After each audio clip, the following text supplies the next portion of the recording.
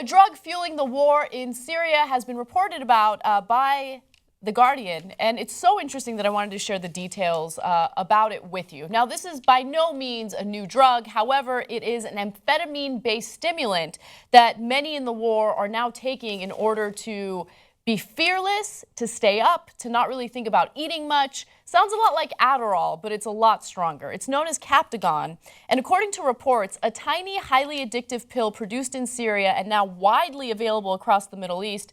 Its illegal sale funnels hundreds of millions of dollars back into the war-torn country's black market economy each year, likely giving militias access to new arms, fighters, and the ability to keep the conflict boiling.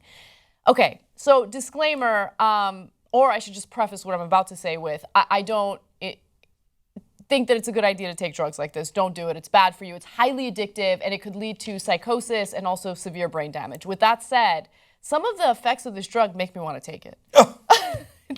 Okay, so I'll give you more details on that. Okay, all right. You're going to have to. All right. How can you read about this and not be a little intrigued? Okay, so Captagon quickly produces a euphoric intensity in users, allowing Syria's fighters to stay up for days, killing with a numb, reckless abandon. Now, killing with a numb, reckless abandon. That second part doesn't sound so good. No, not interested in that, right? I like euphoria, and I like being able to stay up and get more work done.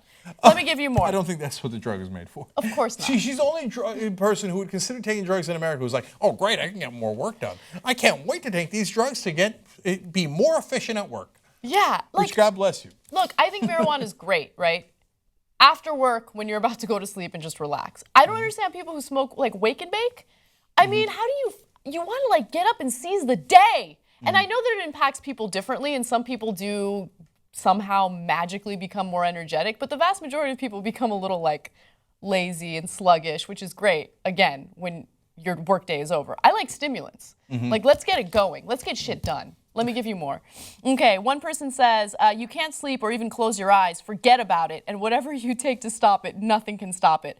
I felt like I own the world high. Like I have power nobody has. A really nice feeling. By the way, you know what this sounds like? Putting kidding aside, it sounds like cocaine, right? Yeah. And people do use that for work and to be more efficient. I mean, it fueled Wall Street for many, many years. Right. And so not just Wall Street, but a lot of the execs and yada yada would get high on cocaine. They'd feel on top of the world, like I'm going to go do it. I'm going to do all these trades, whatever they're going to do, and then they'd stay up and fuel their work. Dangerous work in both ways, but in different directions. Yeah. Now, keep in mind, this is highly addictive. I don't even know how available it is in the United States or whether I should even give you guys these disclaimers. But if you think drugs like Adderall are abused and highly addictive, this takes the cake. This is much stronger, and it does lead to serious side effects. Now, you would think, all right, well, it's being produced in Syria, so that must mean that the majority of people in the world who are taking it are in Syria. But that's not actually the case.